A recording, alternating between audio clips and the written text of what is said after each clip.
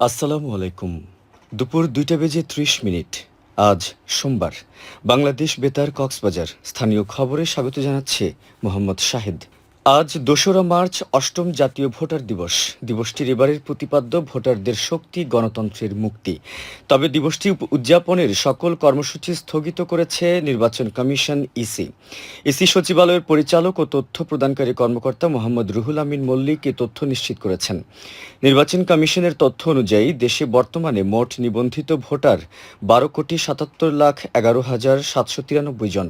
এর মধ্যে পুরুষ ভোটার ৬,৪৮,২৫,৩৬১ জন, নারী ভোটার ৬,২৮,৮৫,২০০ জন, ট্রান্সজেন্ডার ভোটারের সংখ্যা ১,২৩২।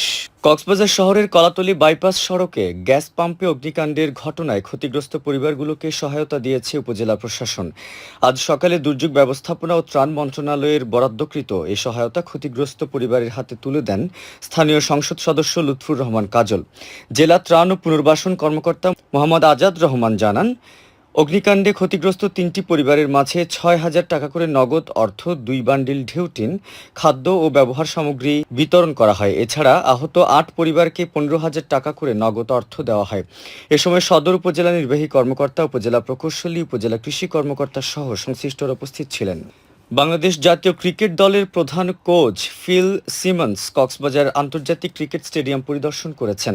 এ সময় তিনি ইয়াং টাইগার্স অনূর্ধ্ব-18 ক্রিকেট টুর্নামেন্ট ২০২৬-এর ফাইনাল ম্যাচ উপভোগ করেন ও স্টেডিয়াম ঘুরে দেখেন।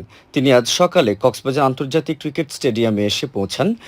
কক্সবাজারে চলমান অনূর্ধ্ব-18 টুর্নামেন্ট থেকে দক্ষ ও প্রতিভাবান খেলোয়াড় বাছাইয়ের উদ্দেশ্যে তিনি এসেছেন বলে জানান সংশ্লিষ্টরা।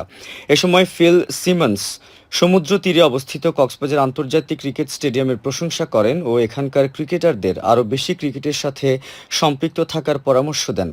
পরিদর্শনকালে তার সাথে ছিলেন বাংলাদেশ ক্রিকেট দলের সাবেক তারকা ক্রিকেটার ও বর্তমান নির্বাচক Mehrab Hossain Opi, Anwar Hossain, BCB cricket councillor Salauddin সহ ক্রিকেট সংশ্লিষ্টরা। দক্ষিণ চট্টগ্রাম ও কক্সবাজারের যোগাযোগের জন্য গুরুত্বপূর্ণ আনোয়ারা বাঁশখালী টইটং পেকুয়া চকরিয়া আঞ্চলিক মহাসড়ক ৪ লেনে উন্নীত করার প্রক্রিয়া শুরু হয়েছে। সড়ক ও জনপথ বিভাগের অতিরিক্ত প্রধান প্রকৌশলী স্বাক্ষরিত এক প্রজ্ঞাপনে জানা গেছে, সড়ক ও জনপথ অধিদপ্তরের আওতায় সড়কটির উন্নয়ন প্রকল্প প্রস্তাব প্রস্তুত করে পরবর্তী কার্যক্রম গ্রহণের জন্য সংশ্লিষ্ট দপ্তরে পাঠানো হয়েছে। প্রকল্প বাস্তবায়নের প্রশাসনিক প্রক্রিয়াও দ্রুত এগোচ্ছে। স্বরাষ্ট্রমন্ত্রীর প্রেস সচিব সফওয়ানুল করিম জানান, এ প্রকল্পটি স্বরাষ্ট্রমন্ত্রী সালাউদ্দিন আহমেদের নির্বাচনী প্রতিশ্রুতির মধ্যে ছিল।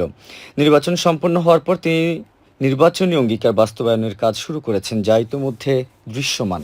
চকরিয়া উপজেলার বিএমচর ইউনিয়নের বহদ্দার কাটায় কাজের বিনিময়ে খাদ্য কাবিখার আওতায় ১৭০ মিটার সড়ক আরসিসি ঢালাইয়ের মাধ্যমে উন্নয়ন কাজ সম্পন্ন হয়েছে। আজ সকালে কাজটি সম্পন্ন হয় বলে জানিয়েছেন বিএমচর ইউনিয়ন পরিষদের ভারপ্রাপ্ত চেয়ারম্যান ইসমাইল মানিক। তিনি জানান, ৪ লাখ টাকা ব্যয়ে প্রকল্পটি বাস্তবায়ন করা হয়েছে। এদিকে চকরিয়ার কাকারা ইউনিয়নে ভিজিডির চাল বিতরণ করা হয়েছে। গতকাল পরিষদ প্রাঙ্গণে আয়োজিত এ কার্যক্রমে ৮০ জন তালিকাভুক্ত উপকারভোগী পরিবারের মাঝে ৩০ কেজি করে ভিজিডির চাল বিতরণ করা হয়।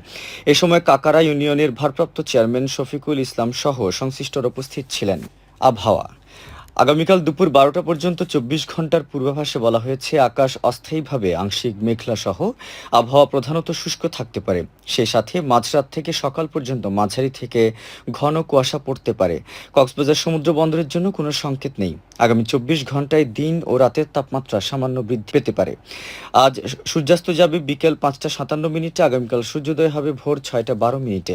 আজকের সর্বনিম্ন তাপমাত্রা ছিল ২০.৬ ডিগ্রি সেলসিয়াস এবং সর্বোচ্চ তাপমাত্রা ছিল ৩০ ডিগ্রি সেলসিয়াস। জানিয়ে দিচ্ছি ইফতার ও সেহরির সময়সূচি। আজ ইফতার সন্ধ্যা ৫টা ৫৭ মিনিটে এবং আগামীকাল সেহরির শেষ সময় ভোর ৪টা ৫৫ মিনিট।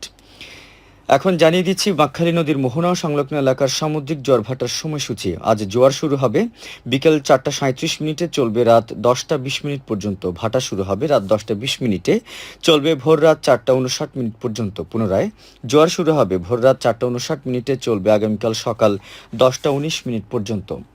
খবর শেষ হলো। আমাদের পরবর্তী খবর প্রচারিত হবে আজ বিকেল ৪টা বেজে ৩০ মিনিটে ইংরেজিতে।